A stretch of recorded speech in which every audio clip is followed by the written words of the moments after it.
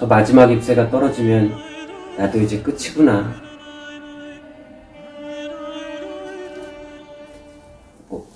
뭐야 이거?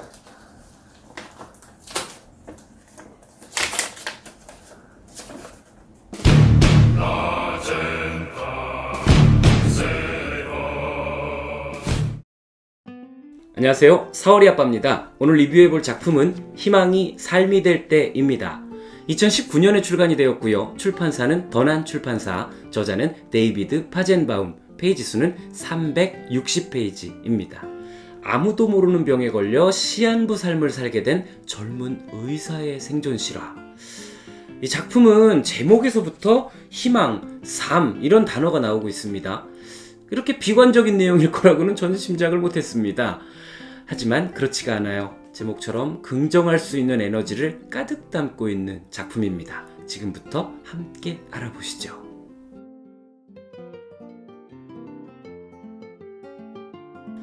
이 책의 저자인 데이비드 파젠바움, 훤칠한 키에 다부진 체격, 풋볼팀의 쿼터백으로 활약을 하고 있는 그가 멋진 실력을 뽐내면서 팀을 승리로 이끌던 날 어머니가 뇌종양에 걸렸다는 소식을 듣게 됐습니다.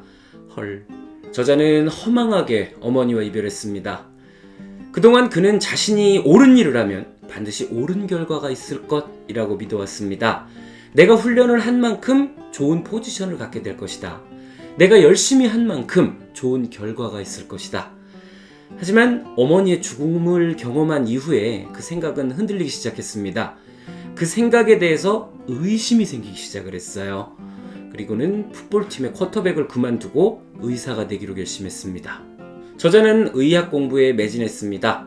두꺼운 의학 서적을 공부하면서 하루하루를 정신없이 지내면서 학과 공부를 이어갔고, 실제 현장에서는 어떤 일을 하는지, 어떤 사람을 만나게 되는지, 그리고 그들을 어떻게 대해야 하는지 임상 실습을 통해서 공부했어요. 그렇게 응급실에서 만난 사람들, 또 산부인과에서 만난 사람들, 정신과에서 만난 사람들과의 경험들로 자신이 의심을 해왔던, 옳은 일을 하면 옳은 결과가 생길 것이라는 생각에 대해서 정리가 되기 시작했습니다. 숨 쉴 틈도 부족할 만큼 바쁜 일정 속에서 카페인이 가득한 에너지 음료와 커피를 마셔가면서 버틴 6개월간의 임상실습을 마치자 잠깐의 휴가가 주어졌습니다. 그는 오랫동안 만나지 못했던 가족들과 시간을 보내고 싶은 마음에 집으로 달려갔죠. 가족들은 그를 변함없이 따뜻하게 대해줬습니다. 그렇게 즐거운 시간을 보내고 잠자리에 들었어요. 12시간 정도 잠을 잤습니다. 푹 잔 것 같은데 그래도 너무 피곤합니다. 몸이 너무너무 무거웠어요. 예정했던 일정도 소화하지 못하고 종일 쉬었죠. 그렇게 며칠이 흘렀습니다. 그는 자신의 몸에 이상한 변화가 생겼음을 감지했습니다. 의학을 공부한 그가 그 변화를 감지하는 건 어려운 일이 아니었죠. 그런데 문제는 아무래도 자신이 악성 림프종으로 목숨을 잃게 될지도 모른다는 것이었죠. 내가 병에 걸린 것은 분명했다. 그러나 그걸 의식하지 않으려 했다. 최악의 증상이 확연해지기 전까진. 신체 장기의 기능 부전으로 꼼짝 못하게 되기 전까진. 입원하고 가족들이 오기 전까진 어떻게든 인정하지 않고 버티고 싶었다. 하지만 나는 알았다. 내가 죽어가고 있음을 그냥 알 수 있었다. 아니, 그건 정확한 표현이 아니다.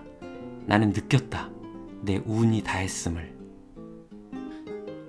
함께했던 동료들은 환자와 의료인으로 만나야 했고, 자신이 서 있던 자리에는 그의 담당 의사가 서 있었죠. 하지만 또 답답한 건요, 누구도 그의 정확한 병명을 말해주지 못했다는 겁니다. 이 수많은 검사를 받아야 됐고, 또 그 결과를 의학을 공부한 자신도 함께 살펴봤지만 정확한 진단을 내릴 수는 없었어요. 그러는 동안 그는 몸이 절로 굽혀질 정도의 통증을 참아야 했고, 이 비대해진 림프절이 그의 몸 전체에 가득하게 퍼지고 있었습니다. 빛을 감당하기에는 너무나도 약해진 시력을 지키고자 어두컴컴하게 만든 병실에 누워있는 그는 숨 쉬는 것조차 고통스러웠고 정신을 잃기를 반복하고 있었습니다. 2주 만에 몸에 물이 가득 차서 배가 불룩 나온 채 41kg이 늘어났고요. 근육은 23kg이 줄어들었다고 합니다. 그의 병세는 아주 빠른 속도로 악화되고 있었습니다. 이제는 모두가 그 사실을 알게 됐어요. 오래된 친구가 그리웠고 이별했던 여자친구와의 감정도 돌아보게 됐습니다. 가족들은 그를 정성으로 보살폈습니다. 말 한마디, 표정 하나까지도 그를 배려했죠. 임신하고 있던 누나도 자신이 감염될 수 있다는 경고에도 불구하고 그의 곁을 지켜줬습니다. 그렇게 시간이 흘렀습니다. 드디어 그의 병명이 밝혀졌어요. 캐슬만병.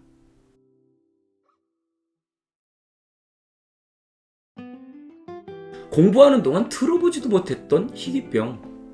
그만큼 사례도 드물고 치료법도 찾기 힘든 병이었습니다. 근데 아직 안 죽었네요. 네.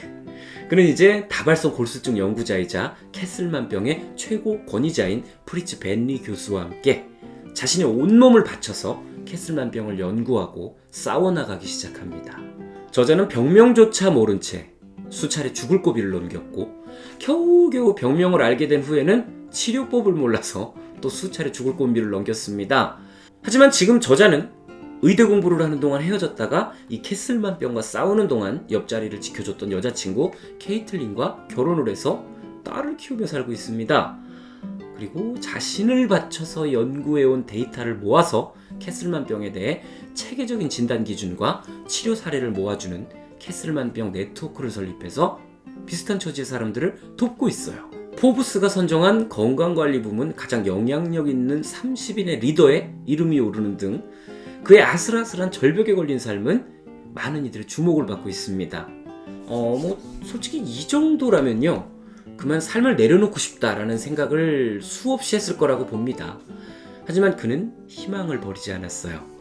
그 희망이라는 것이 어떤 것인지, 또 어떻게 이런 고통을 딛고 일어나서 비슷한 처지의 사람들을 도울 수 있었던 것인지를 오늘의 책 희망이 삶이 될 때를 통해서 이야기하고 있습니다. 그리고 아내와의 러브스토리도 함께 이야기하고 있어요.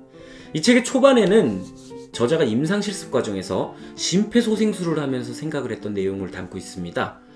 이미 환자가 죽었다는 것을 알지만 그가 심폐소생술을 멈추지 않고 계속 하고 있다면 그 모습을 지켜보는 환자의 가족들은 희망을 가질 것이라는 얘기입니다. 그렇다면 언제, 어떻게 이 심폐소생술을 멈춰야 하는 걸까요? 네, 여기까지가 희귀병에 걸린 젊은 의사의 자전적 에세이 희망이 삶이 될 때 리뷰였습니다. 책 속에는 이런 말이 나옵니다. 별들이 정렬하기를 기다리는 게 아니라 우리가 별들을 정렬시키자. 저는 또 다른 작품으로 여러분을 만나러 오겠습니다. 즐겁게 감상하셨다면 구독, 좋아요, 알림 설정까지 꼭 부탁드리겠습니다. 감사합니다.